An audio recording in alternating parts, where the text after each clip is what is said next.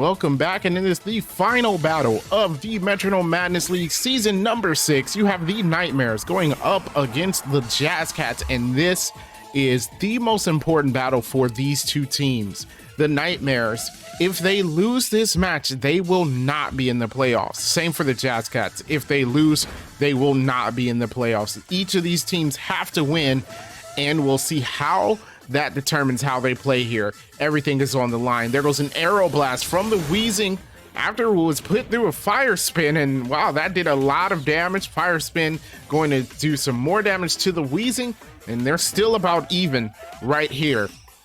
This is going to be an exciting match, folks. The Nightmares, the previous champions, they definitely want to come out on top here. Oh, what a huge hit from the Slurpuff. My goodness, Wheezing below half its health.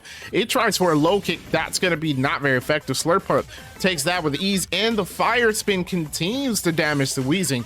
Not a great start for the Nightmares. They're going to have to do something to turn this around. The Slurpuff going to go ahead and go now. It's going to use Hail. Of course, that's going to hurt both sides of the field. No one here is an ice type, but it is more detrimental to the Wheezing, not only because it has lower health, but also because it's also taking damage from that fire spin. That's going to be huge. Takedown might do a lot of damage. Oh, it does do a lot of damage with a critical hit. Great job by the Nightmares. However, it does get that recoil damage. It's at about a quarter of his health. It takes damage from the hail, putting it in the danger zone, and even more damage from the fire spin. Wheezing is hanging on with a thread right now. Slurpuff gets to go first, and it's going to go ahead and use Darkest Lariat. Interesting right there. Never thought I'd see that from a Slurpuff, and it takes the Wheezing out.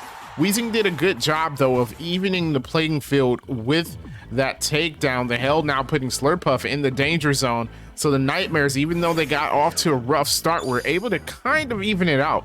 Here comes the Zygarde from the Nightmares with his Aura Break. And it's going to go ahead and try to turn things around here. Zygarde, of course, going first, and it's going to use Absorb. Interesting. Doesn't need any health back, so probably should have went with a stronger move. Slurpuff takes that easily, and it's going to attack again with a Fail Stinger. Fail Stinger not going to knife the Zygarde out, so no buff from it. But the Hail will do some damage, and will it take out the Slurpuff? No, Slurpuff gets to live for another turn. Zygarde definitely has to do anything to knock it out there. There was the Future Sight. No, it will not knock out the Slurpuff this turn, but the Hail might, I believe. And here comes the Slurpuff, now going to use a Tail Slap. How many times will it hit is the question. Hits once, hits twice, and that is it. The Hail's still out, taking Zygarde almost down to half health, and Slurpuff goes down. That's a great start by the Jazz Cats. Not so good on the Nightmares. They were able to sort of turn it around with the Wheezing before, but now their Zygardes are already at about half health, and it's gonna have to face this Rhydon here. And there we go. There was a Fly. Interesting. Don't expect to see that from Zygarde every day. So Fly's gonna be resisted. Still could do a decent amount of damage though. There's the Lash Out. It gets to avoid being hit there. It won't be hit by the Hail anymore either as that ends. So we'll have to see how much damage Fly is actually going to do. There it goes. And it does nothing. All it did was avoid being hit by the first move by the Rhydon right there. And it's going to use Flying Press. Does fighting and flying type damage. Not that it matters. And it doesn't. Oh my goodness. Zygarde goes down. What a quick match this has turned out to be. Oh, but the Future Sight hits and Rhydon's almost at half its health. Oh, wow. I forgot about the Future Sight. Looks like it helped them out a little bit, but Frostlass has a lot of work for it. It has to get past this Rhydon and the second Pokemon on the Jazz Cats. The Nightmares want to make it into the playoffs. Will they be able to? There goes a Scale Shot. Hits multiple times. Of course, Rhydon now below half its health, and it's going to lower its defense. I don't know if that's what you want. Rhydon now against a Frostlass with lower defense, tries to use Retaliate. Of course, that doesn't affect the Ghost type. Bad move. Frostlass gets to try and take out the Rhydon again. It uses Bulk Up. No, not the time to set up at all. I think that is a bad move by the Nightmares. They could be done at any point. They need to get rid of this Rhydon. Giving it any extra turns to attack is bad. Here comes the Topsy Turvy. It's going to swap attack and defense. Huh. Or no, I'm sorry. That's not how that works. I'm thinking of something else. That it's going to swap the stat changes.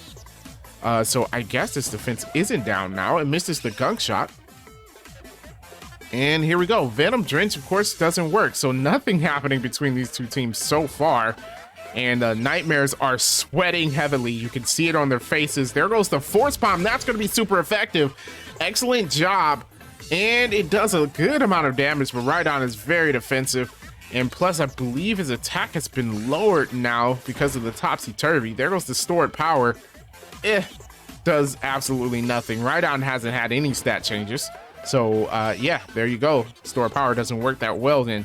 There goes a Smart Strike, another super effective move. That's still type, right? I believe so. And yes, it takes Rhydon into the danger zone. Great move by the Nightmares. They're seeming like they're turning this around. There goes another normal move coming from the Jazz Cats. Can't hit that ghost type. And Frostlass gets another chance. It goes for a Dragon Claw, and that has to do it for the Rhydon. I would believe so. And, oh, it doesn't. Oh, my. Rhydon actually still alive here with another chance to attack. He uses Charge. If he uses an electric move next turn, that might actually help it out a little bit. And it raises his special defense as well. Frostlass trying to take it out so it can face the last Pokemon. There goes a Mega Kick. That's going to be not very effective. However, it is not enough. Oh my goodness, you can barely see its HP bar, but it's still alive. The Smackdown will be super effective. Oh my god, Frostlass with a quarter of its HP left. Not looking good for the Nightmares. Rhydon hangs on and does it for its team. There goes the tearful look. No, not the time for that. You need to attack. Looks like Frostlass is going to go down. Will the Nightmares be knocked out of the playoffs right now? It looks like they might. Oh my gosh, there goes the Rhydon with the flamethrower. That's another super effective move. That has to be it. The Jazz Cats come back from having a losing record, going to 3-3, and they will definitely move into the playoffs now. Wow, what a battle. Here we go. There's our final standings, guys. You have the Clemson Incineroars and the Joteon Jazz Cats in the Kanto division moving to the playoffs. The Jazz Cats just passing the Nightmares here. That is not what they wanted to see. For a while, the Nightmares were the top of their division, and now they're out of the playoffs. Here we go, the Alolan division. You have the Shadow Squad and 60 Sleepers, both 5-1. Those are some powerhouse teams right there. 5-1 on the season. They're making it into the playoffs. Maniacal Mewtwo's and the BGs in the Unova division. They're making it. Mewtwo's another 5-1 team. You've got 4 teams that went 5-1 this season. It seems a little bit lopsided because you also have 4 teams that went 1-5. That is very bad. However, the Bee Gees squeaked their way into the playoffs with a losing record. If you can believe it, they are 2-4. And yeah, that losing record got them into the playoffs. They tied with the Gengars. However, they got to move in because they beat the Gengars during the regular season. So they were able to go instead of the Gengars with that tied up record. The last division, the Galar division, you have the Sin City Cyndaquils and the Heavenly Heatrans. They're both moving in. Cyndaquils being our 4th team that is 5-1, and the Heatrans 4-2. And that's who we're going to see facing off in the playoffs. Make sure you guys stay tuned for the playoffs for season 6. I know this season was stretched out a bit longer than it should have been, but thank you guys for supporting Metronome Madness League for so long. We definitely have more seasons to come and more exciting matches. Thank you so much. Make sure you hit like and subscribe, and